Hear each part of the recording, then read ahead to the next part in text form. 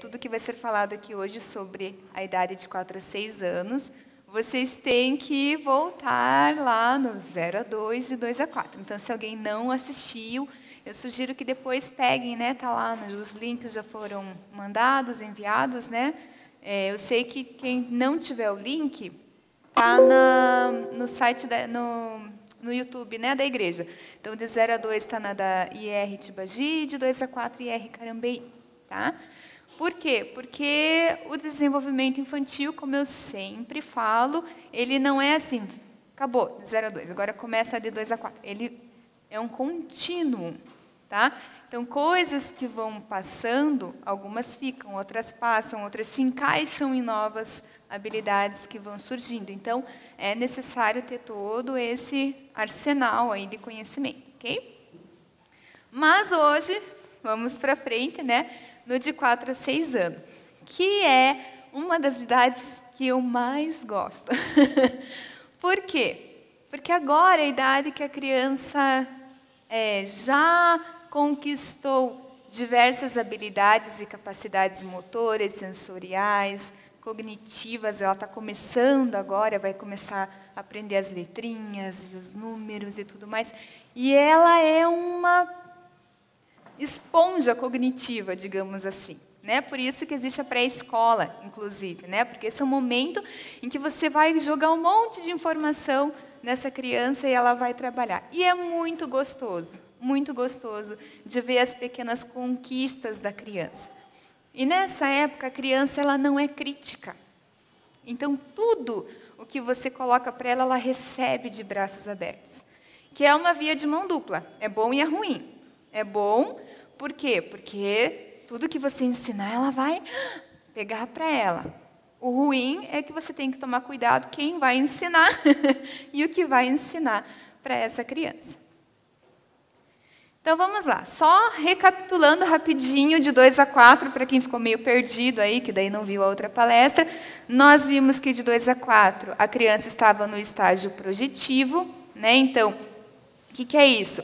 Os atos que relacionam a motricidade com a representação. Nós falamos muito sobre motricidade nas 2 palestras anteriores. É extremamente importante. Não existe desenvolvimento cognitivo, vulgo inteligência, sem a motricidade. Tá? Então, se vocês perderam, vocês vão lá e assistam depois para entender. Tá? Então, basicamente, a criança, nessa idade, ela já tem a percepção dos objetos, ela faz a descoberta pela manipulação, e aí, a partir disso, ela vai ter a organização das primeiras representações simbólicas dela. Também falamos sobre a identificação e a imitação, que é o processo projetivo de socialização da criança, né? Então, nós falamos muito sobre a importância do gesto, né? Então, a criança se comunica através do gesto, ela se comunica através do corpo, das expressões corporais dela. E ela vai imitar. E com a imitação, ela vai identificar qual é o seu papel dentro da casa, dentro da igreja, perto do pai, perto da mãe. A palavra assume o gesto. Então, a partir do momento que a palavra assume o gesto, que é quando realmente a linguagem falada, né, verbal, assume, aí você percebe o quê? Uma infraestrutura psíquica fundamental na criança. Como assim? O gesto é que vai fundamentar a linguagem. O gesto e o corpo da criança, as experiências que ela teve com o corpo, é que fundamentaram a estrutura psíquica dela. Por isso a importância da motricidade, da imagem corporal, do esquema corporal que nós falamos na palestra passada. Também, de 2 a 4, constitui-se a personalidade da criança, o início, né? Então, ela já tem consciência de si, já faz a diferenciação do outro, né? Então, ela, no começo, de 0 a 2, ela e o outro são um só. A partir de 2 a 4, ela tem essa diferenciação. Não, tem a mãe, mas tem eu, separado da minha mãe. Também, nessa essa fase, saímos do estágio projetivo e entramos no personalístico. E aí nós vimos 3 fases importantes da criança, que foi a de oposição, a de sedução e a da identificação. Quem quiser saber mais, vai lá na outra palestra, senão não dá tempo de dar de hoje. Nós vimos a importância do brincar. Qual é o trabalho da criança? Brincar. Como a criança aprende qualquer coisa? Brincando. Como a criança se expressa? Brincando. Como a criança descansa? Brincando. Como a criança tem novas habilidades? Brincando.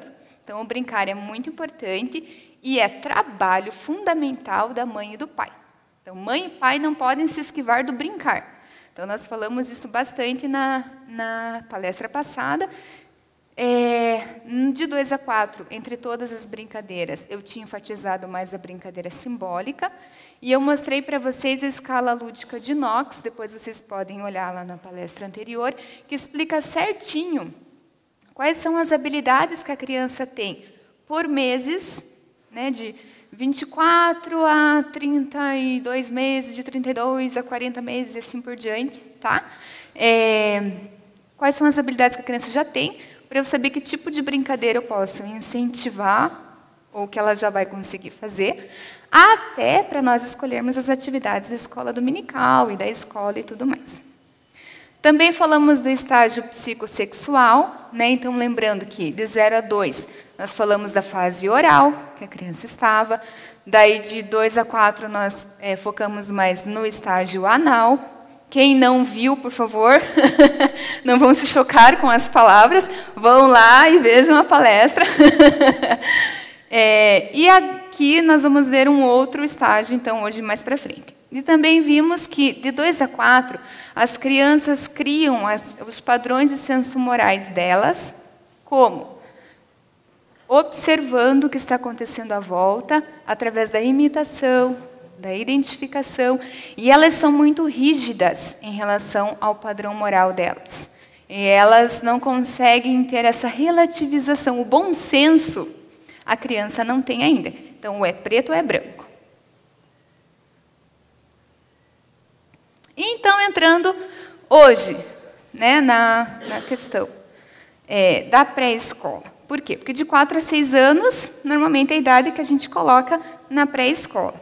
Eu falei na palestra passada, porque tem criança que está indo mais cedo, né, com 2, com 3. E eu acho assim, se a mãe precisa colocar na escola, coloca. Se ela pode ficar com a criança em casa, fique em casa. Ai, mas e a socialização, Aleteia? A maior e mais importante socialização que a criança tem que fazer até 4 anos é com você e com seu marido. E com a família e com a igreja. Ai, mas então atrapalha colocar na escola? Não atrapalha, mas vai dificultar um pouquinho para você colocar algumas questões para a criança. Por quê? Porque ela vai ter que dividir atenções entre o que você falou, entre o que a prof falou, entre o que ela viu uma criança fazer. Então, assim, é errado? Não é. Mas, se você tiver a oportunidade de ficar em casa com a criança, fique. Ou, se ela vai para a escola, fique bem atento ao que está acontecendo. Não é tipo larguei lá e pronto. Tá? Você tem que estar sempre, o que está sendo dado? O que foi falado essa semana? Por que está nervoso? O que será que aconteceu na escola? Tá? É nosso papel como mães e pais. Eu sempre falo e vou repetir. A Bíblia, ela é cheia de histórias e momentos em que Deus nos chama a... Escute, não mandei você fazer isso? Está fazendo mais ou menos por quê? Deus não quer de nós nada menos que a excelência em nada do que Ele nos manda fazer. Se Ele te deu uma tarefa, você vai fazer 100% do que você tem para dar. O meu 100% não é igual ao seu, não é igual ao da Jo. Cada um tem as suas limitações, tem as suas habilidades, aquilo em que é melhor, aquilo em que é pior. Mas dentro do que você tem que dar 100% para tudo que é para Deus. Correto? É isso que Ele quer. Ele quer excelência. Deus não aceita trabalho mais ou menos. A maternidade é a mesma coisa. Deus não te deu um filho para você criar mais ou menos. Então, ou você vai ser uma excelente mãe, ou depois você vai se ver lá em cima. E não só isso, vai ter consequências aqui também, certo? Professoras também. Se Deus te deu o dom de ser professora, você vai ser o melhor que você pode ser. E isso inclui a escola dominical. Então, aquela historinha que eu sempre falo, chegar no sábado à noite, dar uma lida na lição e fazer de qualquer jeito no domingo, aconteceu alguma coisa, não somos perfeitos. A vida acontece, o tempo urge, situações ocorrem. De vez em quando vai acontecer de você chegar ali meio, puxa vida, essa semana foi super corrido, o marido ficou doente, o filho ficou doente, eu não estou bem e tal, e a lição ficou meio, tá bom. Mas essa tem que ser a exceção, não pode ser a rotina. Porque Deus quer de nós nada menos do que a excelência.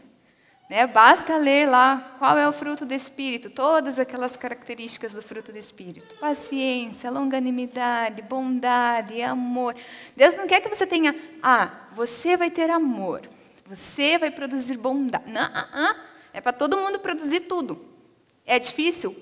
Super difícil. Então, por isso que a gente passa a vida se santificando, não é isso? A gente não passa a vida galgando os degraus para chegar cada vez mais perto de Deus, para cada vez agradá-lo melhor. Então, isso inclui também a questão do cuidado com a criança, com aquela vida que Deus colocou nas nossas mãos. Então, entrando na pré-escola, 3 coisas que eu quero levantar aqui hoje que são muito importantes. E nós vamos trabalhar em cima desses temas. Como a criança sente a sua entrada na escola, como deve ser o relacionamento com a professora e como respeitar o desenvolvimento psicomotor da criança nessa fase pré-escolar. Lembrando que quando eu falar de escola, eu não estou me referindo somente à escola secular. Eu estou me referindo também à escola bíblica dominical, ok? Bom, como eu já falei nas outras palestras, eu prefiro usar as imagens do meu filho e as minhas experiências com ele. Primeiro, porque eu acho que a gente falando do que a gente viveu é muito melhor. E segundo, porque daí eu me liberto dos problemas de direitos autorais quando o vídeo vai para o YouTube, tá bom? Porque as fotos são minhas mesmas, os vídeos são meus, então não tem problema. Algo que eu esqueci de falar só no começo. Dúvidas que vocês tenham ao longo da palestra, por experiência das últimas 2 palestras, eu peço que vocês anotem, e aí no final a gente abre para perguntas, e se a gente vê que não dá tempo, aí depois do almoço, antes de eu começar a parte prática, a gente tira as dúvidas. Tá? E para quem estiver assistindo o vídeo, né, que não veio na palestra hoje, eu vou deixar no último slide o meu e-mail, e aí vocês podem me mandar perguntas, às vezes a pessoa vê depois, e aí acaba ficando com dúvida, mas daí não estava aqui para perguntar, então daí tem um e-mail, pode me mandar. Então, a criança, como que a criança se sente? Essa foto do meu filho no primeiro dia de aula dele. Como eu não trabalhava, é uma opção que eu pude fazer, que meu marido pôde me dar, então eu fiquei com ele em casa até os 4 anos e só mandei ele para a escolinha quando ele completou 4 anos. Então, para a criança, os sentimentos e as experiências advindos do primeiro ano na escola acompanharão e influenciarão o seu desenvolvimento psicomotor e cognitivo. Vejam que coisa importante e séria. Então, o primeiro ano, a primeira experiência da criança na escola vai acompanhar a criança. Se a criança odiou, se ela odiou aquele primeiro ano, você tem 2 opções. Se você percebe que a criança entrou, não está indo, ela odeia, talvez seja o caso de tirar e colocar no outro ano, quando a criança for mais madura. Só que aí depende muito da idade, né? Porque hoje em dia, a criança tem que entrar no ano que ela completa 5, não é? Pela lei agora é obrigatório, alguma coisa assim, né? Mas às vezes a mãe coloca antes, então ela tem essa oportunidade de dar um passo para trás, e esperar que a criança fique um pouquinho mais pronta para entrar na escola. Por quê? Porque esse primeiro ano vai ditar muito da vida escolar. Então olha, até a Cília foi um fracasso nesse primeiro ano, ele vai ser um fracasso o resto da vida escolar? Não, mas ele vai ter mais dificuldade. Por quê? Porque ele está numa época em que tudo aquilo que chega para ele vai diretamente para o psíquico dele. Ele está montando a personalidade. A parte psicológica dele é muito importante nesse momento. Então, se ele odiou a professora, se ele teve problemas sérios com ela ou com as outras crianças, ele vai precisar de uma ajuda a mais, porque ele vai ficar na escola. Ele não vai ter lembranças boas da escola. Então, profs, isso serve para a igreja também.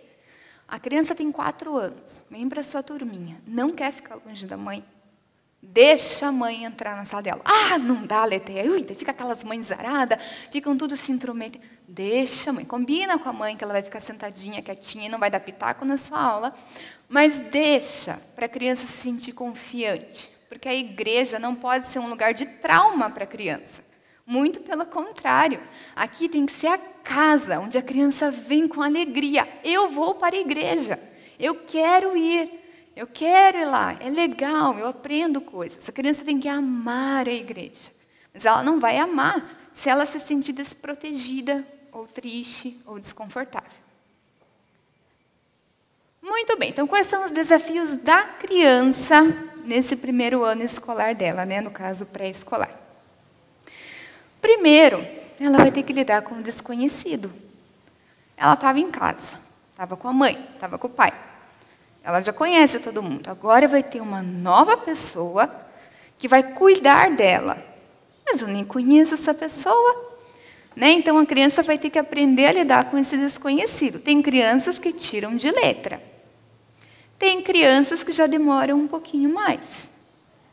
Outra coisa que a criança vai ter que lidar com a mudança de rotina. De repente, todo dia, ele almoçava em tal horário, ele tirava o soninho da tarde, depois ele ia... E agora não, agora tem que almoçar em outro horário, tem que ir para a escola, perde o soninho. Né? Então, é uma mudança de rotina que é importante para a criança. Me babei toda aqui. Que mais? A separação da mãe. Agora a criança está separada da mãe, certo? Qual é o maior erro, ao meu ver, que as escolas cometem? Nas primeiras semanas de aula, às vezes a criança chora no portão. Não quer entrar, não quer se separar da mãe. É tão custoso assim para a escola, já que eles falam que as primeiras semanas são de adaptação. É tão custoso, você vê que a criança está ali, taquicárdica, chorando, desesperada. Você vai arrancar a criança dos braços. Eu já vi isso acontecer em escola. Você arranca a criança dos braços da mãe e leva ela chorando para a sala de aula.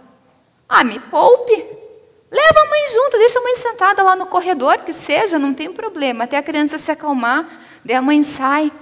Vai diminuindo esse tempo, sabe, ao longo dos dias. Não custa. Eu sei que a maioria das escolas hoje em dia é super relutante a fazer isso. Mas o que é menos pior? A professora e a escola ter que lidar ali com o movimento na escola, nas primeiras semanas, e depois tudo se acalma? Ou a criança fica lá naquela angústia, daí fica chorando a tarde inteira? Percebam que criança no infantil, é assim, uma chorou, aí a outra começa. É contagiante o choro. Daqui a pouco está todo mundo chorando, a professora está de cabelo em pé, e aí o que ela faz? E poderia ter evitado essa situação com um pouquinho de tato, um pouquinho de abertura das escolas. Uma nova forma de aprendizagem é um desafio para a criança. Como que a criança estava aprendendo até então? Brincando. Agora ela vai ter umas regrinhas na escola para seguir, certo? Então ela vai ter o horário do recreio, o horário do parquinho, o horário de ficar em sala. Então ela vai ter que se adaptar a essa nova forma de aprender. Frustrações e dor. A criança vai passar por isso, por frustrações e por dor. Por quê? Vamos supor que você é uma mãe que não grita com seu filho, que fala sempre assim, aí de repente, o jeito que eu crio o meu filho não é igual que você. Cada um tem sua característica. E a criança vai encontrar crianças que têm características de criação diferentes da dela. Isso vai gerar frustração, porque uma coisa que você deixa ela fazer, a outra mãe não deixa o amiguinho fazer. A maneira como você ensinou ele a falar é diferente da maneira que o amiguinho fala que a mãe dele ensinou. Então a criança ela começa a ficar frustrada, porque assim, Mas por quê? É assim. Não, não é assim. Às vezes a criança ela é muito tímida, daí o outro vai lá, é muito bruto. Né? Então, assim, são várias características de personalidade juntas na mesma turminha. Então, haverá momentos em que a criança ficará frustrada. Como que a gente trata isso? Conversando. Por que você está assim? O que aconteceu? Me conta. E aí é que vai muito da insight da mãe, de explicar para a criança. Agora é a hora que você vai explicar que existem pessoas diferentes no mundo, com características diferentes, que são criadas de maneiras diferentes, que um é mais quietinho, o outro é mais extrovertido, que um gosta de sair correndo por aí, o outro gosta mais de ficar no seu canto, que um é mais fortão, o outro é mais fraquinho, né? Pode até cantar a musiquinha dos peixinhos. Deus criou os peixes para o rio. Né? Não conta lá? Tem o pequenininho, tem o grandão, tem o magrinho, tem o fortão. Né? E assim a gente vai tratando das questões com a criança. E dor? Por que dor? Porque põe um bando de crianças juntas que está na fase psicomotora super alta e aí põe para brincar no parquinho. O que vai acontecer? Vai se arranhar, vai bater a boca, um vai bater o outro, vai torcer o braço do outro. Eu lembro que o meu filho chegou, acho que tinha 1 mês de aula, e ele chegou assustado em casa. Eu falei, Noé, o que aconteceu? Aí o fulaninho torceu o meu braço, mamãe, e ele foi torcendo, e eu achei que ele ia quebrar meu braço. Eu falei assim, mas por que você não chamou a prof? Eu não queria incomodar. Eu falei, não! Eu tive que ensiná-lo a pedir socorro. Ele nem sabia que existia a palavra socorro. Pense só, por quê? Porque ele estava comigo até os 4 anos. Ele não precisava pedir socorro. Agora é a oportunidade que eu tive que ensiná-lo que ele tem. Você tem voz. Grite, aprenda a gritar. Prof, socorro! Grite, esperneie. Quando você tiver que se proteger, você grita, você usa a sua voz. Eu tive que ensinar. E assim, levou assim uns 3 episódios assim até que ele aprendeu a gritar, né? Então, tem que ensinar. Assim como mães vão ter a mãe do outro menino, teria que ensinar o quê? Não é para torcer o braço do amigo. Olha o que acontece se a gente torce. Mostra lá, pega uma boneca, torce o braço, arranca o braço. Olha o que acontece. Porque se você não vai arrancar o braço do amigo, mas vai quebrar, né? Vai luxar, não sei. Então, a gente tem que estar sempre pronto a pescar as questões e trabalhar na hora. Criança de 4 a 6 anos, você não espera para falar sobre o assunto mais tarde. Não importa o que você está fazendo, se você está cozinhando, se você está no banho, porque a criança é assim, como foi a escola? Tudo bem. O que você fez? Não sei. Não é assim? Aí, depois, quando a criança está no banho, quando a criança está brincando, na hora que ela vai dormir, ela vai te contar o que aconteceu. E aí, não importa se você está cansada, se você quer que ele durma, você vai parar, escutar e vai agir na hora. Você vai explicar o que aconteceu e como, você vai ensinar a criança como lidar com a situação. Porque se você tentar puxar o assunto no outro dia, a criança não vai nem dar bola. Não, mamãe, está tudo bem. Mas daí não vai aprender a lidar com a situação. É na hora que a criança traz a questão, você resolve ela. A criança também vai ter um desafio, que é a sensação de sucesso e fracasso. Por quê? Porque às vezes em casa, tudo que ela faz é lindo para a mãe, né? Ai, que lindo. Daí na escola, a prof passa uma atividade e ele não consegue fazer. E ele vai se sentir um fracassado. Fala, puxa vida, mas lá em casa eu conseguia fazer tudo e aqui eu não consigo fazer nada. Então, a criança vai chegar para você triste. Puxa, mamãe, eu não consegui fazer tal coisa. Tudo bem, trata na hora. O que você não conseguiu? Tal e tal coisa. Você tentou de novo? Que tal pedir ajuda para a prof? Que tal você treinar em casa, então, um pouquinho? Ou que tal pedir para a prof fazer uma nova tentativa? Né? E a gente vai ter que ensinar a criança a fazer esse diálogo com a prof. Por quê? Porque eu não posso ficar daí também indo na escola o tempo todo para falar com a professora sobre cada pequena questão que a minha criança trouxer em casa para mim. Eu vou falar quando for algo realmente importante, que eu acho que ele não vai dar conta, e eu vou lá falar com a professora. Mas cada coisinha, então eu tenho que ensinar, até porque eu tenho que ensinar a criança a ter voz, a usar a sua voz, para se proteger, para perguntar, para questionar. E também o desafio de uma nova organização psicomotora. Então, agora a criança vai ganhar novas habilidades e ela vai aprender muitas dessas habilidades na escola. Então, é uma nova organização psicomotora dela que ela vai ter que lidar. Lembrando do que eu falei bastante na palestra passada, né, do que a criança é o seu corpo. Então, como que a criança aprende? Pelo corpo. Pegando, olhando, ouvindo, sentindo, pulando, se movimentando. Não adianta, e isso eu acho que foi o maior erro da educação infantil dos últimos tempos no Brasil. Como que era o jardim de infância antigamente? Eu peguei essa fase ainda. A gente ia para o jardim de infância e fazia o quê? Ficava dentro da sala de aula? Pouco. Onde que a gente mais ficava? Na caixa de areia, no parquinho, fazendo trabalho manual, daí tinha um monte de atividade psicomotora, e tinha a dança da festa junina, e tinha isso, tinha aquilo. Mas as minhas lembranças dentro da sala de aula são poucas, eram para fazer atividades específicas ou para dias mais chuvosos. O que foi feito nos últimos anos?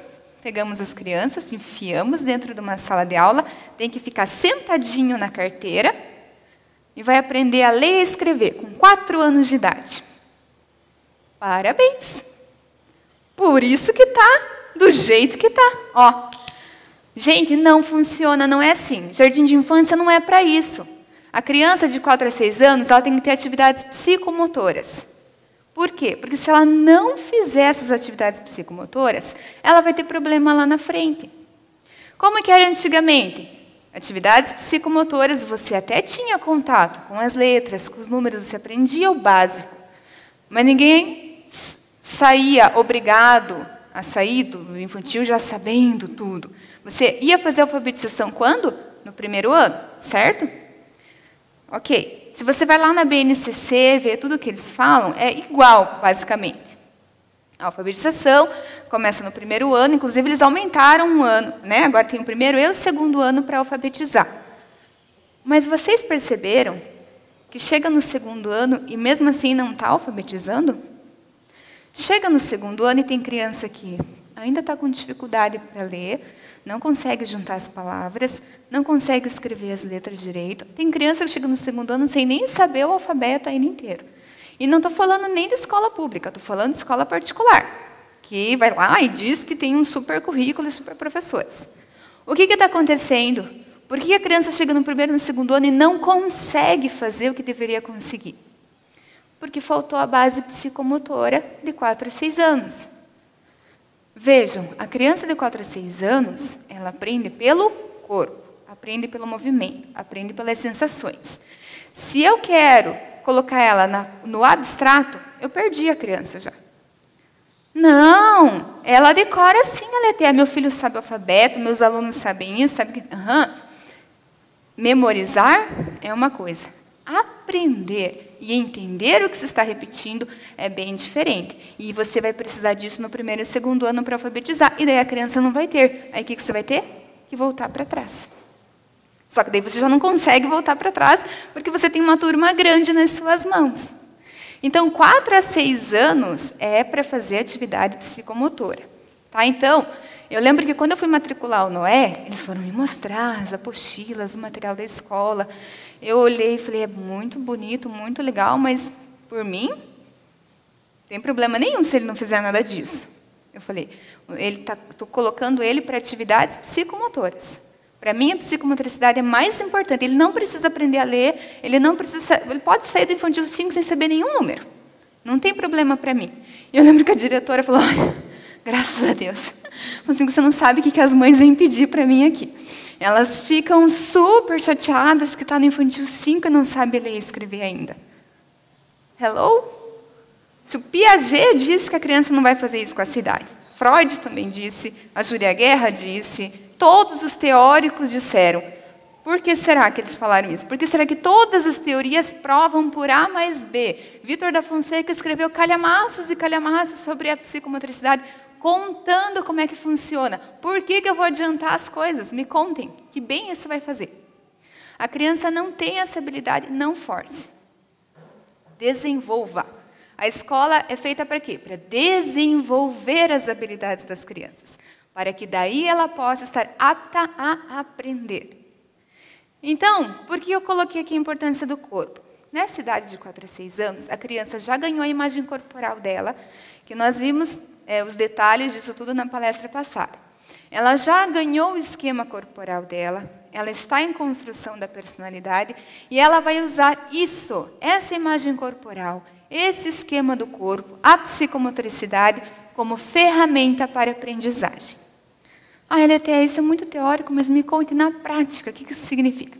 Significa que se você vai falar para a criança sobre as formas, por exemplo, por que você não faz a criança passar por dentro de um túnel que tem a forma redonda e sentir tudo aquilo? Porque ela vai ter a coordenação motora, a propriocepção, a questão tátil, certo? Tudo isso faz o quê? 1000 sinapses nervosas e tudo isso vai guardando a aprendizagem melhor do que se eu simplesmente falar, isto é um círculo. Vamos desenhar um círculo? Vamos trazer objetos que sejam na forma de círculo. Vamos trazer objetos na forma de quadrado. Mas não basta só, não pode pegar, é só para olhar. Esqueça. Isso não funciona com pré-escola. Porque o que nós vimos até agora, da motricidade, que a criança aprende através do movimento. Ela aprende pegando. Ela aprende sentindo. Certo? E são essas aprendizagens que ela vai ficar para sempre. Eletéia, mas não dá para fazer sempre assim.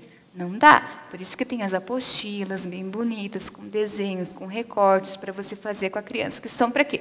Para complementar isso tudo. Para fechar com chave de ouro. Mas não pode ser só isso, porque senão fica no vazio.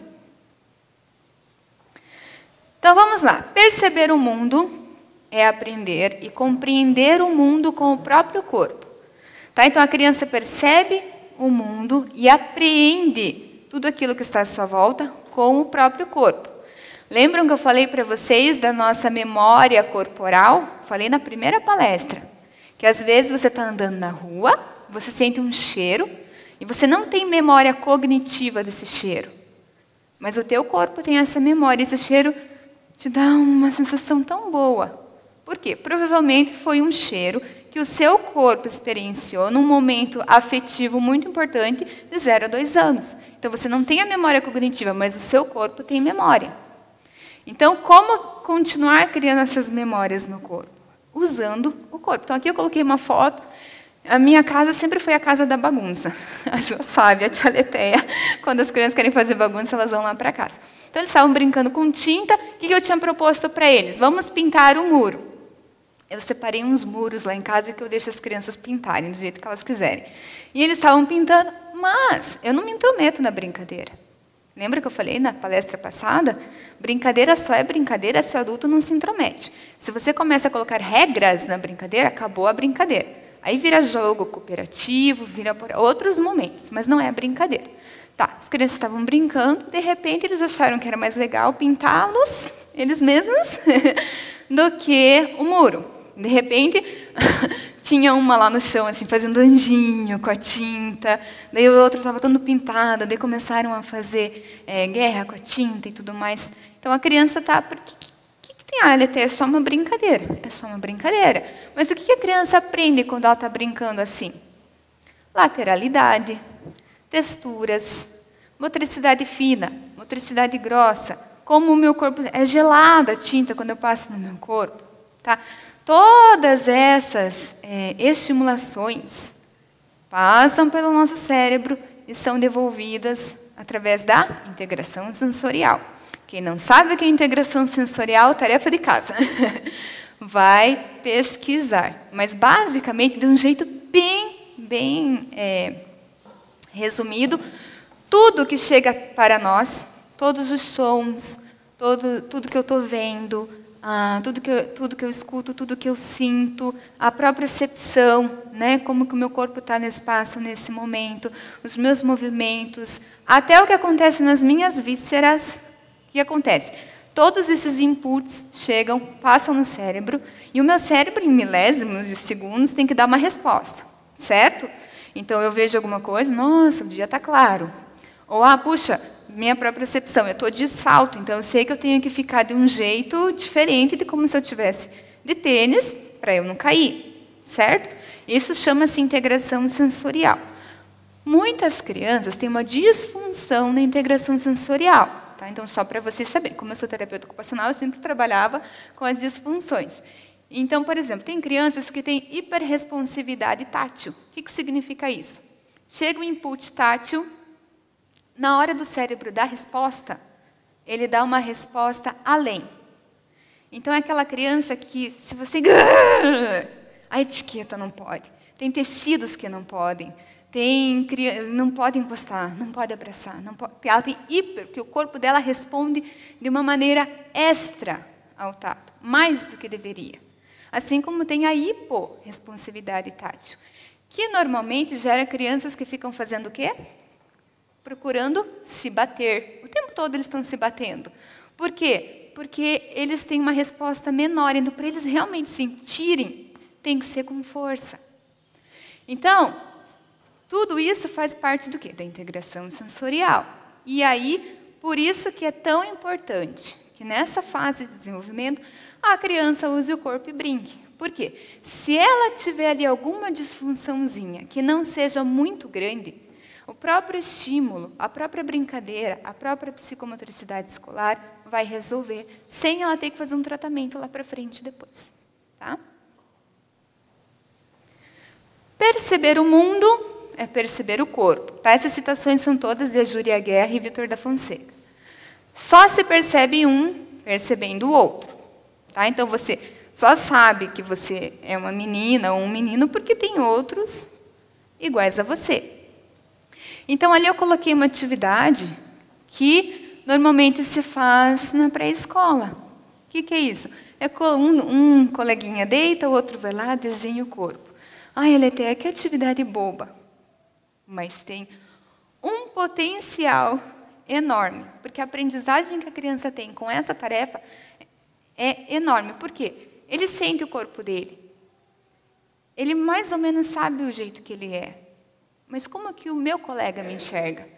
Nossa, eu sou assim? Não, eu não sou assim. Né? O que está faltando? Como que é o meu olho? E assim, tirem, não levem em consideração a pobre habilidade de desenho.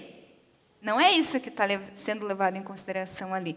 Mas é a visão do outro em relação ao meu corpo. E aí você começa a perceber como que os outros te percebem. E como você percebe os outros. Tá? E ali eu coloquei um desenho. Está vendo o jeitinho que ele desenhou uma pessoa? Se encaixa bem de 4 a 6 anos. É assim que as crianças normalmente desenham, né? É uma cabeça bem grande, né? É um olho, uma boca, às vezes o nariz fica de fora, e pernas e braços. Então, o tronco, normalmente, é deixado de fora. Então não, filho, vamos te ensinar a desenhar direito. Não, não ensina nada. Deixa a criança aprender a desenvolver o seu desenho sozinho. Tá? Porque essa é a capacidade que ele tem nesse momento. O corpo é um meio e um instrumento para a compreensão do mundo em um corpo e de um corpo no mundo. Ora, eu sou um corpo no mundo, certo? Mas, ao mesmo tempo, eu tenho um mundo no meu corpo. Por quê? Porque eu recebo inputs sensoriais o tempo todo. E eu recebo estímulos e eu convivo com outras pessoas. Então, a criança, usar o corpo é o meio que a criança vai aprender. Então, aqui eu coloquei uma atividade, que era um super jogo de xadrez, né? Mas que as crianças tinham que usar o quê? O corpo para jogar. Tinha que pegar, colocar lá. Eles nem estavam interessados. Imagina que criança... Só quando a criança realmente, né? Tem alguns superdotados, né? Mas a criança, em geral, ela não vai saber jogar xadrez com 4, 5 anos. Mas ela foi lá e foi brincar do mesmo jeito, porque é legal, é grande, vou pegar, vou pôr para um lado, vou pôr para o outro. O que ele está fazendo ali? Diferenciação de cores, de peso, de forma, de lateralidade, de propriocepção. Tá? Então, tudo isso é importante para o desenvolvimento da criança. O corpo é o universo da sensação e da percepção. É nele que emerge a experiência, quer da criança, quer do homem, na hierarquia das suas vivências e convivências singulares e plurais. Então vejam só, até por que você fala tanto do corpo? Se eu vou dirigir um automóvel, quem está dirigindo? O meu corpo. Porque se eu não tiver propriocepção, eu não vou pisar direito no freio nem no acelerador, eu não vou nem sentir eles direito. Se eu não tiver uma boa noção de lateralidade, também não vou conseguir. Se eu não tiver uma boa coordenação motora, também não. Coordenação óculo-manual, extremamente importante. Ouvidos atentos, também. Como é que eu consigo conversar e ao mesmo tempo dirigir e ainda escutar música? Como é que eu aprendi a fazer tudo isso? Quando eu tinha 4 a 6 anos, desenvolvendo psicomotoramente falando. E ali eu coloquei 2 fotos. Por quê? Porque tem a atividade singular, é uma experiência dele, e tem a atividade com os amigos. Então, que também o abraçar, o beijar, o bater, o se distanciar, tudo isso é o corpo trabalhando. Então, a hierarquia da experiência humana. Tudo começa com a integração sensorial, eu tentei explicar um pouquinho para vocês. Passando disso, nós temos a ação e percepção. O que significa? Que a partir do momento que eu tenho a minha integração sensorial formada, eu vou ter uma ação, não por consequência de algo, mas porque eu quero. Uma ação motivada pela minha capacidade. E a percepção das coisas. O que isso vai levar? A uma simbolização e conceitualização. Para que eu preciso da simbolização e conceitualização?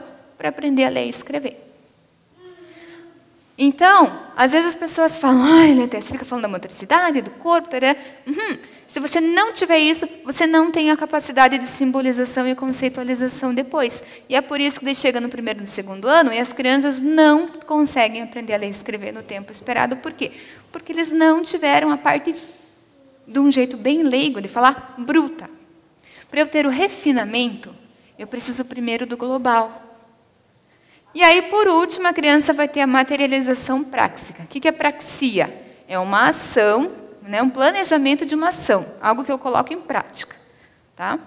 Então, todos os autores chegam a uma conclusão. Não importa se é Freud, se é Piaget, se é Vitor da Fonseca, se é a Júlia Guerra, não importa se é Jim Ayres. O que então eles estão falando aqui? Todos concordam que é necessária uma década para transformar a criança em um ser práxico e apto a aprender a aprender.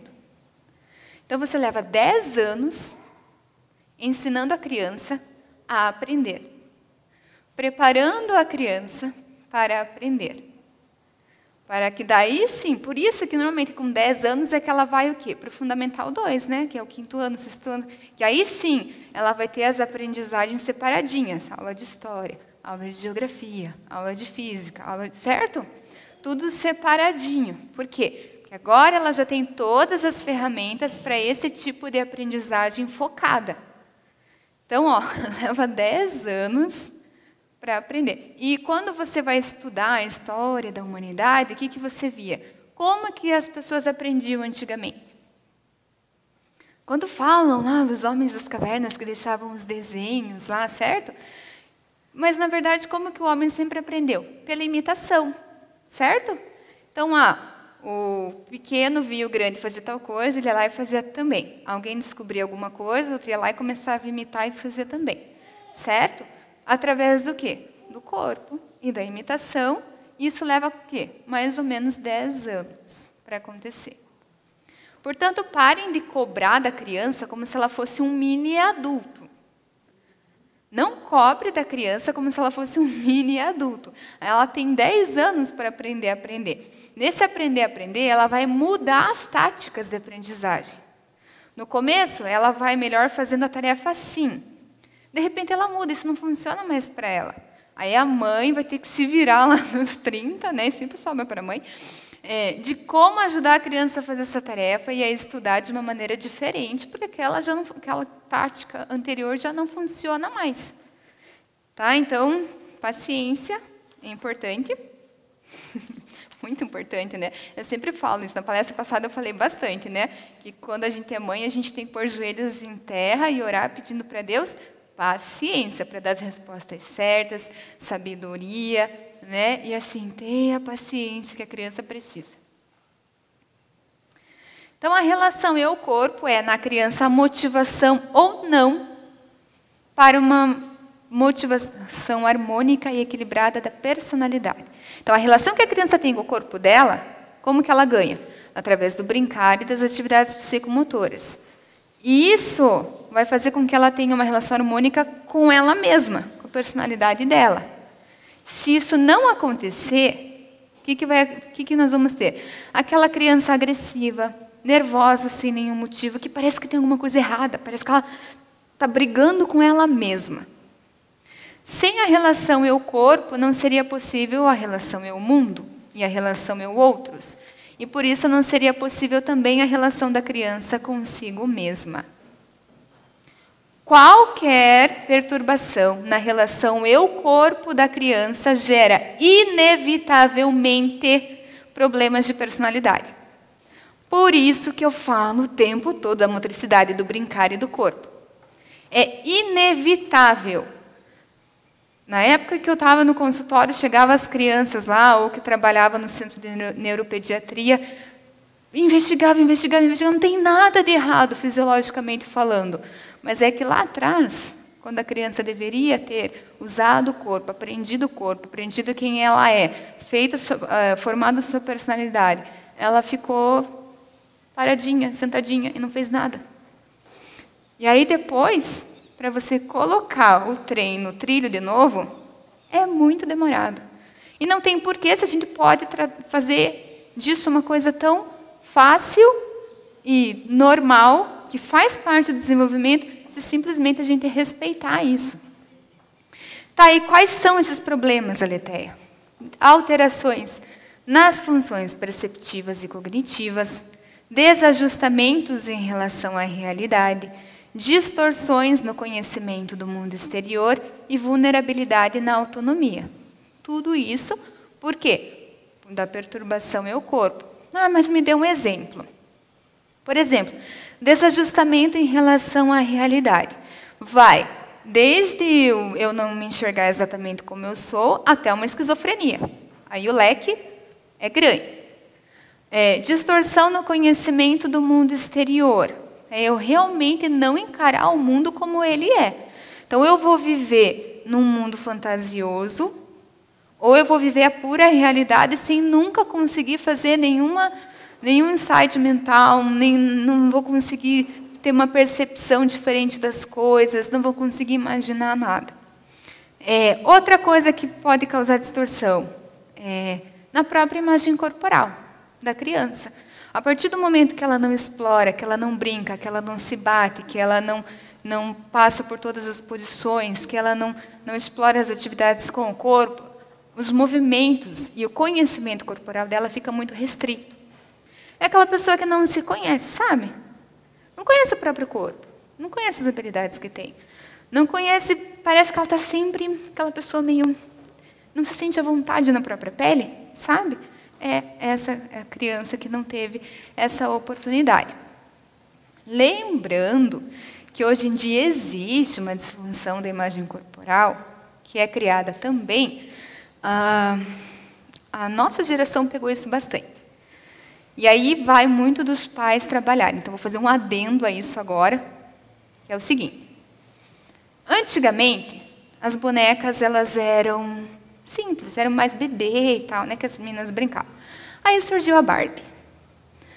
Ah, Barbie. Gente, eu tinha um monte de Barbie. Eu era apaixonada pela Barbie. Eu brinquei de Barbie até os meus 14 anos. Só que, aí eu vou contar uma experiência minha. Esses dias na sala de aula, eu sou responsável pelo projeto de vida na escola. E eu pedi para as crianças do 2º ano que elas desenhassem como que elas acham que elas vão ser quando adultas. E eu me lembrei que quando eu era criança, eu me imaginava adulta, tinha um livro da Poliana que eu tinha ganhado, e ela era loira, alta, magra, linda, ela estava num navio, assim. E eu, quando era criança, eu era loira, de cabelo um pouquinho encaixado, e eu era bem magrinha. Eu falei, nossa, eu vou ser assim. E aí eu brinquei muito com a Barbie. Como que eu sempre quis ser? Igual a Barbie.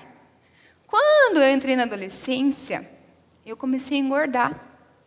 E vocês não têm noção da frustração que eu fiquei e o quanto isso fez mal para a minha imagem corporal, para a minha parte mental e emocional e tudo mais.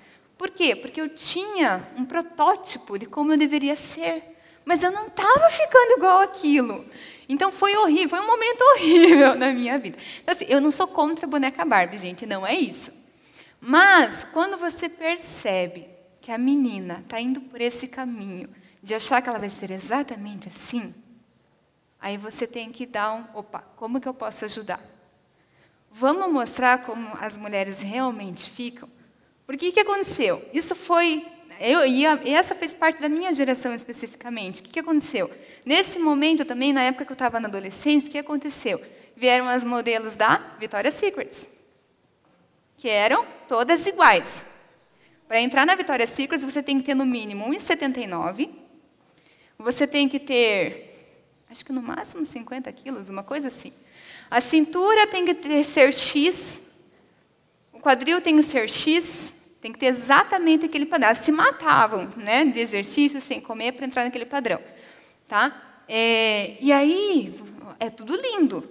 Eu sempre assistia os desfiles, achava lindo. Tinha até uns anos atrás, ainda tinha os desfiles dela. Ainda botava meu marido para assistir comigo. Vamos assistir, porque eu acho lindo, as asas e tudo mais. E tudo. Mas, quando você olha aquilo, eu acho lindo, mas não é o meu padrão, por exemplo. A minha genética é completamente diferente. E eu passei anos tentando chegar naquele jeito que eu nunca ia conseguir. Porque eu sou daquelas assim, ó, fiz uma semana de academia, já fico super musculosa, eu tenho uma genética horrível para isso, desculpa. Eu tenho uma genética horrível para isso, eu ganho músculo rápido e eu não gosto. Qual que é o meu padrão de beleza? Perna desse tamaninho, bem fininha. Eu nunca vou conseguir. Gente, eu levei assim quase a minha vida inteira, digamos, estou com 40 anos, mas quando eu cheguei lá por uns 36 anos, eu comecei realmente a me aceitar como eu sou. Olha o tempo que eu levei. Então, assim, na verdade, se alguém tivesse sentado e falado, olha, teu padrão, vamos olhar outras coisas bonitas. E, na verdade, hoje a gente já tem essa diferença, né? Eles já estão fazendo bonecas diferentes. Até a Barbie já está vindo mais cheinha, né? Está vindo com um quadril maior, tem umas que já vêm com uma barriguinha e tal. Né? Então, já tem essa mudança. Mas, por muitos e muitos anos, as bonecas que nós tínhamos como padrão eram essas. E criou-se uma geração de meninas, eu vejo assim, pelas minhas amigas, minhas colegas, uma geração de meninas que o quê? Loiras,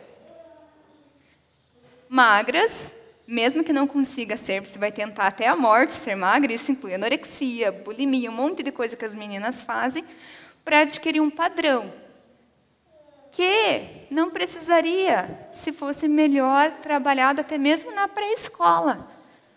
Como que as pessoas são? Trabalhar, trazer mais, um leque maior, né, de oportunidades. Porque antigamente até as ilustrações dos livros eram assim, né? Como que são as princesas Disney? Agora tem a Moana, que é um corpo um pouquinho mais parecido. Mas como elas eram? Como que a princesa Aurora, que era a minha preferida, como que ela era? Loira, Victoria's Secret. Então, hoje, agora que está começando a mudar um pouco. Por quê? Porque eles viram que passou uma geração inteira com distúrbios psicológicos sérios por conta de uma imagem corporal. Então, quando eu falo da importância do corpo, não estou... não, ela está até exagerando. Não estou. O corpo e a imagem corporal e as experiências com o corpo da criança são extremamente importantes. Então, protegendo a infância. Deve ser oferecida à criança a possibilidade de poder viver o seu corpo com prazer e de uma forma confortável e segura. O que significa? Que nós vamos incentivar as experiências da criança com o seu corpo, brincando, tudo que ela quer brincar, trazer texturas, trazer coisas diferentes. Ela é feia, ela vai sujar a roupa. Acabei de lavar a roupa dela. E daí? Hoje em dia todo mundo tem máquina de lavar, enfia na máquina depois e pronto. Deixa a criança se sujar. Tá? A criança feliz é a criança suja. E aí nós entramos dentro dessa parte do corpo no desenvolvimento psicossexual. E essa foto, ela diz tudo, tudo sobre essa época. Então, nós já vimos estágio oral, já vimos o estágio anal e agora o estágio fálico. Ai, Aletheia, olha esses nomes, né, desses estágios, tal. Existe todo um porquê, né? O oral, por quê? Porque a criança, ela aprende o mundo pela boca, ela põe tudo na boca, nós já vimos isso na primeira palestra. O segundo estágio anal, por quê? Porque quando a criança vai o quê? Vai no banheiro, ela vai desfraldar. E ela vai produzir algo que só ela produz, que vem de dentro dela. E é muito importante para ela. A gente falou na palestra passada. E agora o estágio fálico. Quando Freud falou sobre o falo, ele não está falando sobre pênis, que é um erro muito comum que as pessoas pensam sobre Freud. Freud só fala sobre sexo e sobre pênis. Não é isso. O falo, na versão psicanalítica, ele significa... Tem a questão de que o homem vem com o pênis e a mulher não, mas vem a questão de poder. O falo ele vai representar a imagem do homem e uma imagem de poder. Tá? Então, sempre que eu falo falo, não pensem no pênis, pensem no poder, na masculinidade. Tá bom? Então, o que a criança descobre aí? O menino descobre que ele tem um pimpim. E a menina descobre que ela veio com defeito dela, não veio. E agora? O que cria na criança? Só que, gente, isso faz parte do inconsciente. Tá? Pensem num iceberg. Então, a pontinha que está para fora é o nosso consciente. Aquele primeiro pedaço embaixo da água, mas ainda meio visível, é o nosso subconsciente. O nosso subconsciente, ele tem coisas do inconsciente e do consciente. Ele vai fazendo essa passagem. Então, de vez em quando, vai para o consciente alguma coisinha. E a maior parte do iceberg, aquela que a gente não vê, que é sempre a maior parte, é o nosso inconsciente. Tá? Mas está lá. Coisas que a gente trabalha e nem percebe que está pensando isso. Então tá, o menino descobriu que tem, a menina descobriu que não tem, então eles descobrem pelas brincadeiras, pela convivência com as crianças, por ver o pai, por ver a mãe, às vezes na hora do banho e tal, que eles são diferentes. E aí, tem uma coisa que Freud chamou de inveja do pênis, que é o seguinte, a menina olha e ela, no inconsciente, no subconsciente, ela pensa, o que aconteceu? Por que ele tem e eu não tenho? O que eu fiz de errado para não ganhar o meu? E o menino, ao mesmo tempo, ele olha e pensa, vê a menina, não tem ele. Será que vão tirar o meu também? Né? Então, no subconsciente, é isso que acontece. E pode perceber que as crianças aí começam a se separar. Tem o clube do Bolinha e tem o clube da Luluzinha, que começa aí nessa fase dos 4 a 6 anos. Eles principalmente perto dos 6, eles vão dando uma separada. Tá? Por quê? Porque os meninos, eu não vou ficar perto dela, vou acabar perdendo. Ela deve ter feito alguma coisa de errado, muito séria, e tiraram o dela. E eu não vou conviver com uma pessoa assim, porque vão tirar o meu também. E, ao mesmo tempo, as meninas ficam, ai, meu Deus, olha lá. E elas ficam com uma inveja, aquela inveja, né? Tipo, por que ele tem e eu não tenho? Tá? E aí, nessa parte do desenvolvimento, também apareceu outra coisa. Vocês vão pegar as crianças com a mão dentro das calças, se tocando. Oh, meu Deus do céu, isso é masturbação, é pecado, vai para o inferno, tire a mão daí, menino. Nada a ver, gente. Não é masturbação como nós encaramos, do ponto de vista sexual. Quando um adulto faz isso, ele está tendo 1000 devaneios com a mulher do vizinho, com a Gisele Bündchen, ou as mulheres estão pensando, sei lá, no Henry Cavill, Superman, sei lá. Eu não sei, o que cada um gostar. Mas, tá. Aí são outros 500. Aí a gente pode até entrar na questão do pecado e de adultério, de ficar querendo aquilo que não te pertence. As crianças não têm esse pensamento. Eles nem sabem o que é sexo, muito menos desejar. Desejar menina, eu quero ficar, mas é longe dela, é o tipo dela. Então, por que eles se tocam? Porque eles descobriram que eles têm alguma coisa diferente ali. E, querendo ou não, a parte das genitais é uma parte que tem muita inervação e gera prazer. Então, do mesmo modo que a criança tinha prazer em colocar as coisas na boca, e ela tinha prazer ao defecar e entregar o cocô de presente para a mãe, nesse momento, ela vai ter o prazer de se tocar. Tá, Aletheia, e como é que eu trato isso então, né? É uma fase que passa. Se você ficar entisicando muito, é uma fase que vai persistir mais tempo. Se você tratar com naturalidade, é uma fase que vem e vai. Como que eu trato com naturalidade? Pegou lá, a criança está lá, deixa quieto. Está na casa dele, o que eu tenho a ver com isso? Vou para outro lugar fazer minhas coisas. Aí, você vai ensinar quando? Quando a criança for fazer isso num lugar inapropriado. Está na igreja, aí você pega a criança, leva lá fora e fala, ó, filhinho, filhinha, assim, essas coisas a gente faz dentro de casa, aqui fora não é legal. E você não precisa nem falar da questão, você pode falar, ó, você pegou a mão no banco, a mão estava no banco, pegou nas coisas, agora você vai pôr, pode sujar, pode pegar uma doença, a gente tem que ter cuidado com o corpinho, tudo tem a hora certa de fazer, no lugar certo de fazer, beleza, tratou com naturalidade. Passa, gente, é uma fase que passa, tá? Pode durar, sei lá, uns meses, mas passa. A criança matou a curiosidade, viu que é diferente, tal.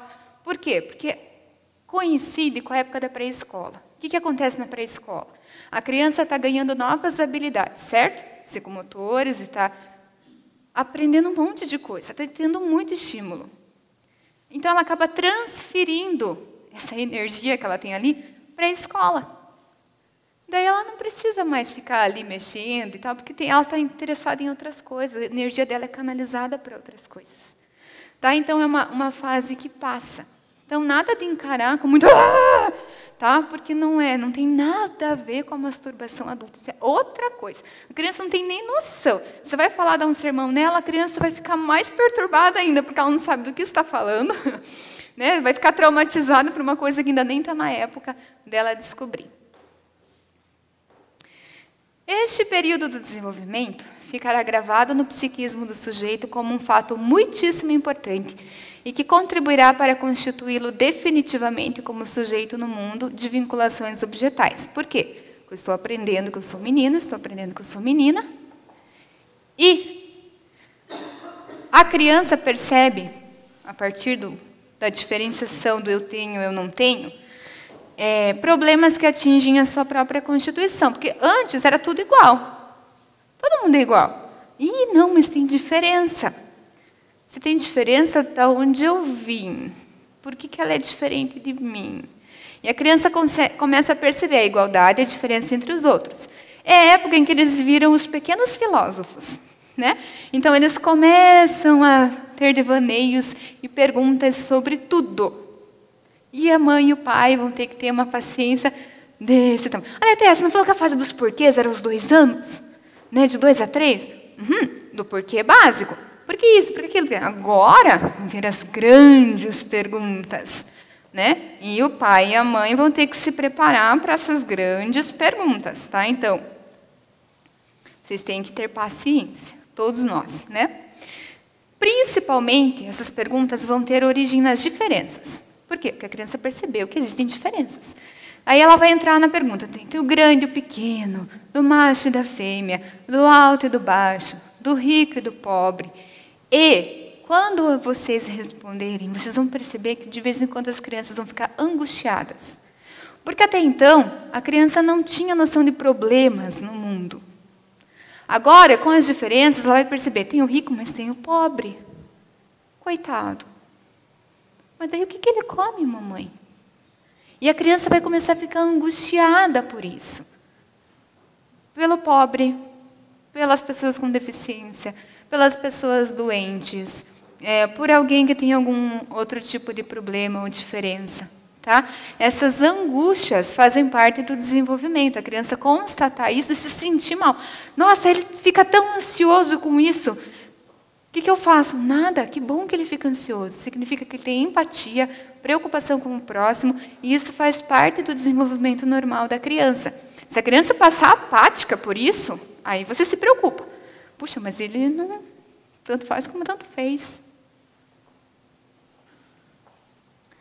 As respostas que nós dermos, assim como as fantasias que vão acompanhar a criança, darão a ela uma noção vivencial de sua posição no mundo. Então, ela vai ver que nem tudo é igual a tudo, nem tudo é igual a ela.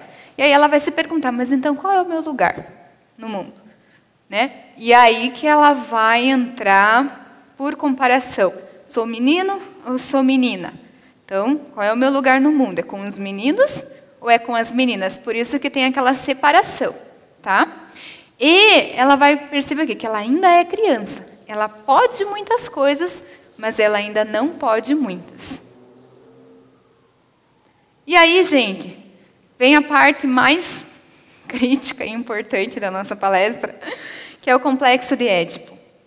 Eu até comentei com a Ju, falei, eu estava nervosa fazendo essa palestra, falei, como é que eu vou explicar isso para todo mundo? De 4 a 6 anos, o estágio fálico, com essa divisão entre menino e menina, é bem o momento em que acontece o complexo de Édipo. É de 4 a 6 anos, por isso que é uma fase tão importante. E o que a gente conhece leigamente do complexo de Édipo? Ah, isso é um absurdo, Aletheia. Freud falava que o menino queria casar com a mãe, que a menina queria fazer sexo com o pai. Não é bem assim, mas é quase isso, eu vou explicar para vocês, do ponto de vista da inocência da criança. Tá? O complexo de Édipo, para meninas, alguns chamavam de complexo de Electra, mas hoje em dia a gente chama complexo de Édipo, tanto para um quanto para outra. O complexo de Édipo, eu até coloquei uma foto, é o menino ali apaixonado pela mãe, a menina apaixonada pelo pai. Então, ele é uma estrutura e uma organização central e alicerçadora da personalidade humana. E esses alicerces estão presentes desde o nascimento. Por quê? Lembra que eu falei de 0 a 2 anos, lá na primeira palestra? Qual é o vínculo primário que a criança faz? Com a mãe.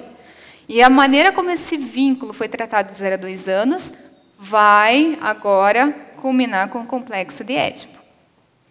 Então, desde que todo ser humano deve sua origem a 2 seres chamados pai e mãe, não haverá nada passível de escapar a essa triangulação que constitui o âmago essencial do conflito humano. Tá? Por isso que leigamente se fala que isso aqui é complexo de Édipo, fulano tem complexo de Édipo. Não é assim.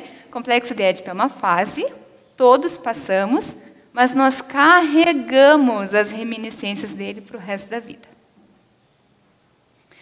Ele é um drama dentro de uma estrutura básica. Até coloquei ali uma imagem de um teatrinho. Por quê? Porque o sujeito vai expressar as suas vivências em forma de fantasias. E se assemelham mais ou menos a uma peça teatral. Então, os atores que vão viver esses papéis, as vestimentas, a decoração, o clima, o ambiente, eles vão ser diferentes para cada momento em que você vivencia. Como assim, Aletheia, cada momento? Eu vivenciei isso entre os 4 a 6 anos. Eu vou vivenciar isso até o final da minha vida, cada vez que algo me fizer lembrar da minha relação com a mãe ou com o pai. E a gente faz isso o tempo todo, vocês vão ver.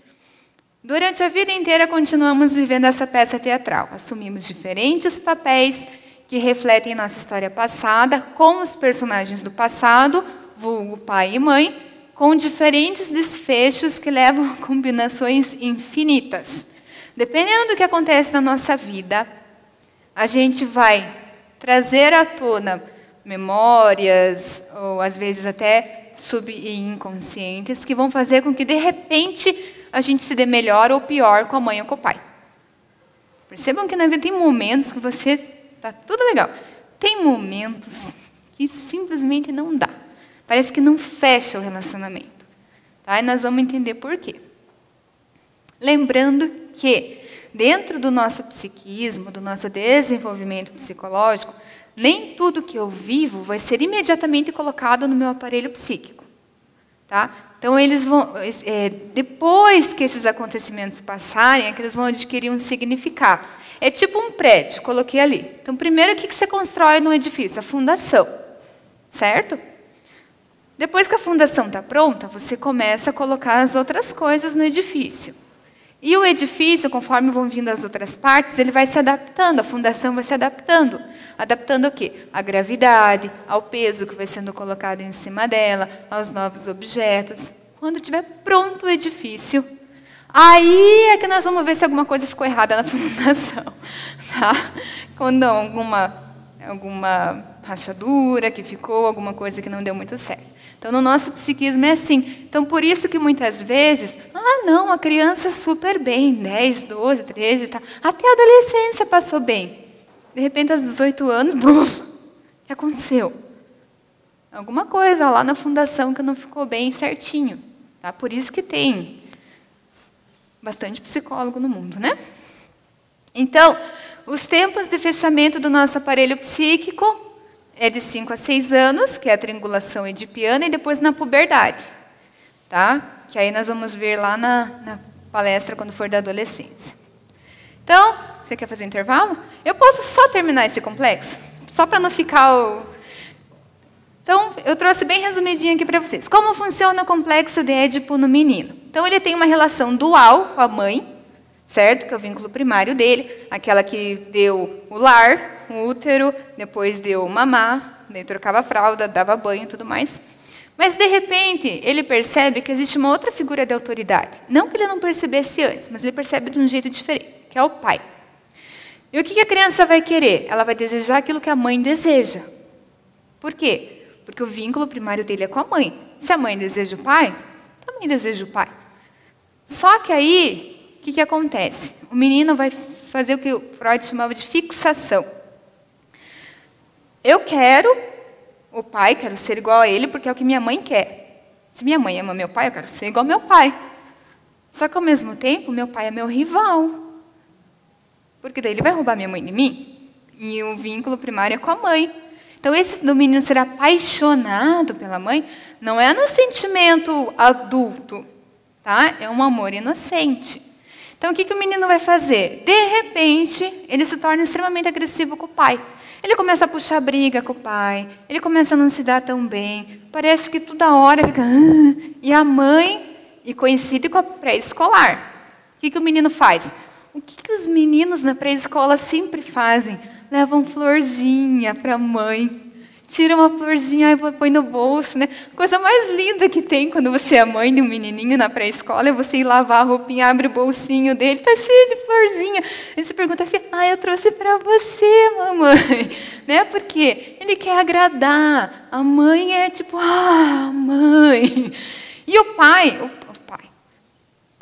tente ficar sozinha com seu marido, perto de uma criança nessa idade. Você vai dar um beijo no seu marido, parece que liga uma antena. A criança está lá no jardim, ele vem correndo. Não quero isso aqui. Porque... Ou então vai lá o Noé fazia isso. Ele chegava, vinha correndo, meu Deus, e se abraçava, colocava no meio da gente. Tipo, não é só você que tem ela, eu também quero ela. Mas, o que vai acontecer aí? Vai muito dar como o pai vai responder. Se o pai comprar as brigas da criança... Aí o caldo entorna. Se o pai encarar aquilo como realmente é, e continuar sendo o cara que vai brincar com a criança, por isso que eu falei da importância de brincar com o filho. Não adianta agora, aos 4 anos, querer aprender a brincar com a criança, se você não fez até os 4 anos, vai ser mais difícil. Porque se você já brincava, mesmo tendo esses momentos assim de que a criança está brava, fica meio agressiva com o pai, ao mesmo tempo, o pai ainda é o cara com quem ele brinca.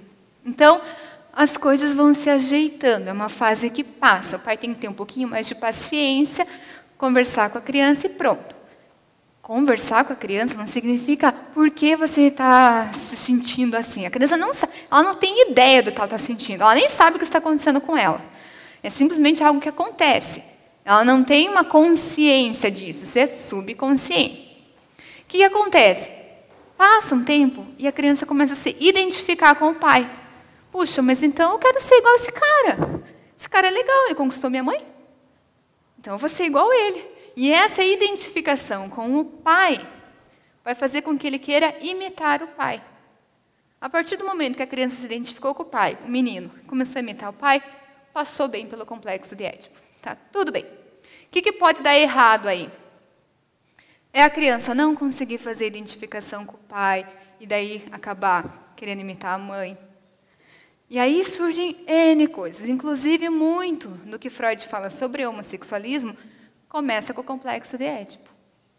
Que a criança não consegue fazer essa identificação com o pai. Ela só vê o pai como rival. Tá? Então, por isso que é importante... mas como é que o pai e a mãe fazem para a criança passar por isso, Aletheia? Meu filho já está com 10 anos, eu nem percebi isso acontecer. Se você tem um bom diálogo em casa, se você brincava com o seu filho, participava das coisas e tinha paciência dos momentos de fúria dele, então você já fez tudo certo. Tá? E aí, O que é importante para a escola? Depois que a criança faz a identificação com o pai, o que ela percebe? Bom, não adianta eu brigar com ele. Eu não vou conseguir conquistar minha mãe assim mesmo, né?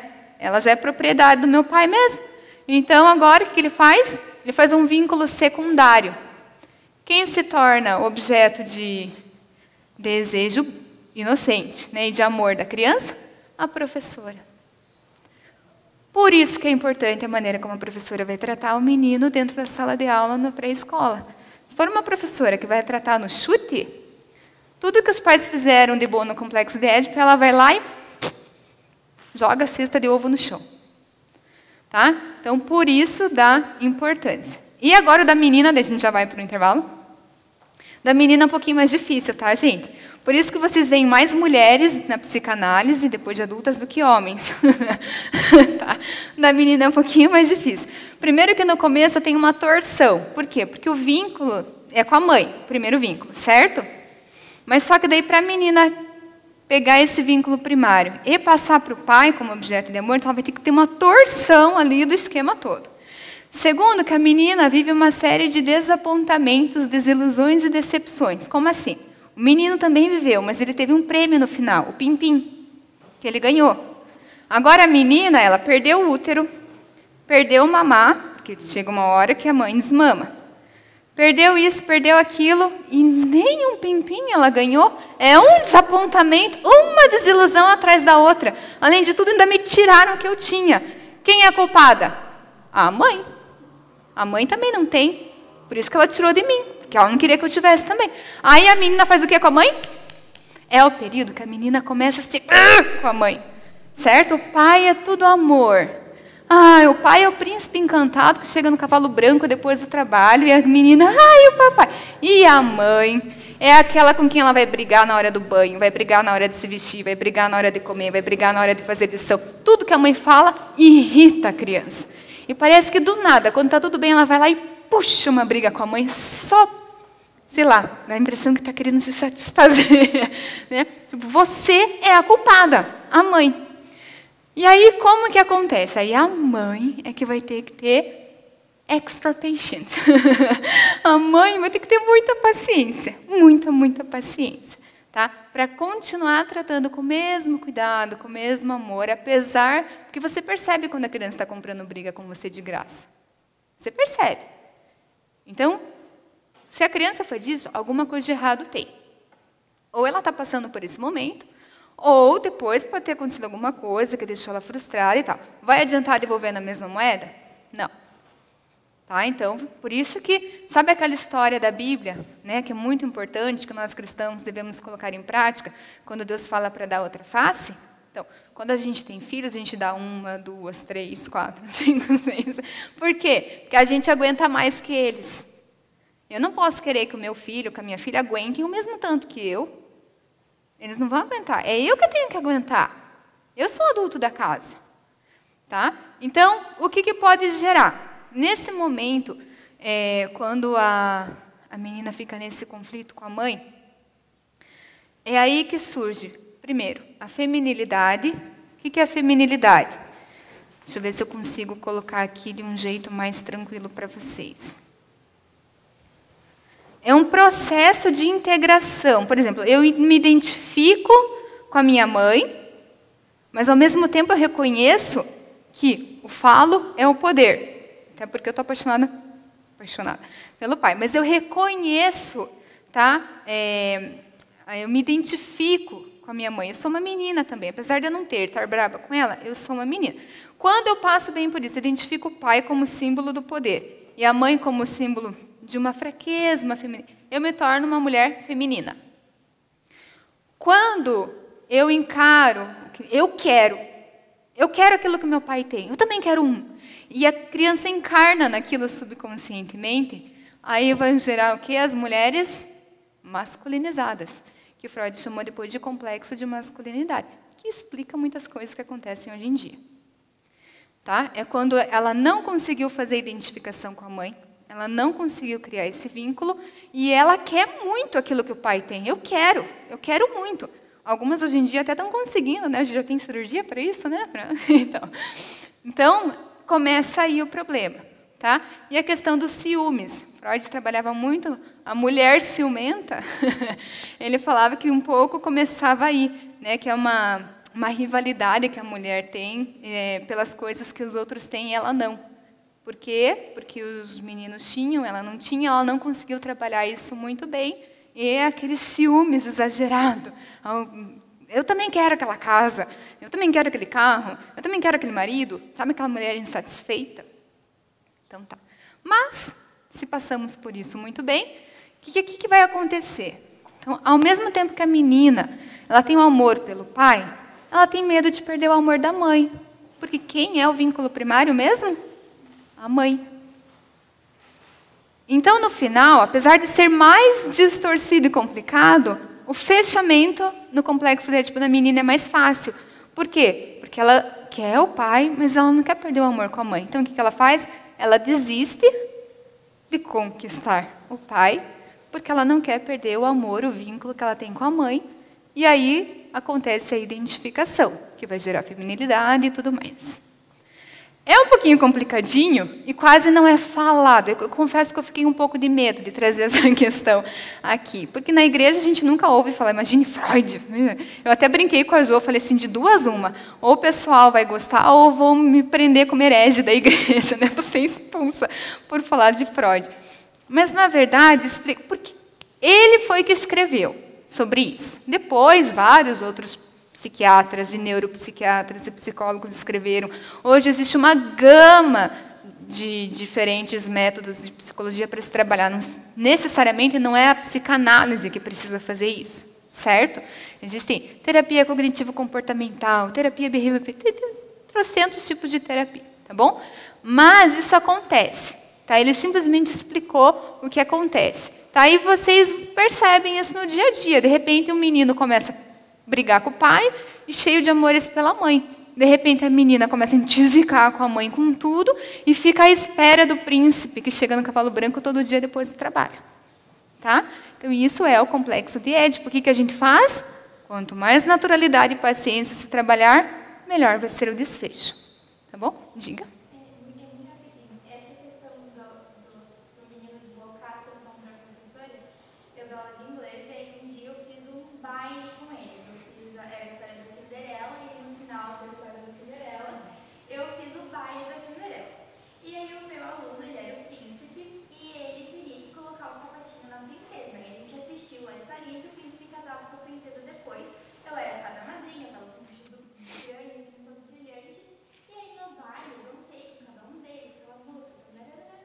E aí ele chegou assim, veio dançar comigo e ele falou, teacher, ao invés de casar com a Cinderela, eu posso casar com a fada madrinha? Então, é isso mesmo que acontece, é a identificação com a professora, que não acontece com a menina muitas vezes. Para a menina, a professora, o que a menina vai olhar na professora? Percebam quando a menina volta para casa e começa a contar. O que ela fala da professora? O batom que a professora estava usando, ela quer usar igual. O cabelo que a professora fez, ela quer fazer igual. A roupa que a professora estava usando, ela achou o máximo. Por quê? Porque ela está se identificando com a figura feminina. Certo? E a professora não é o objeto do amor dela. Mas o menino, o que o menino vai fazer? Ele vai abraçar a professora, ele vai fazer carinho no cabelo da professora. Eventualmente, as flores vão parar de chegar para a mãe e vão para a professora. Tá? E mães, não fiquem tristes, isso é um sinal, ó, super nossa, então tá super certo, super saudável, deixa ele dar quantas flores ele quiser para a professora. Tá? Então, percebam essa diferença. Quando algo é muito fora desse padrão, aí é algo para se preocupar. Não que não possa ser resolvido, mas é bom dar uma olhada no que está acontecendo. Normalmente, o problema está em casa. Tá? Ou é uma família que teve um divórcio, então a criança acaba convivendo menos com... Porque pense num complexo de Édipo. A menina, de repente, está num momento que ela odeia a mãe e a mãe e o pai se separam. Ela vai culpar a mãe pela separação, sem sombra de dúvidas, e ela vai querer ficar com o pai. Mas, ao mesmo tempo, ela quer que a mãe cuide dela, porque a mãe é o vínculo primário. E ela vai entrar em desespero total. Tá? Então, essa é uma idade muito complexa, né? Por isso que é complexo de Édipo, né?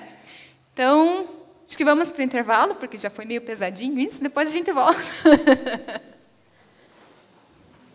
Eu só não sei.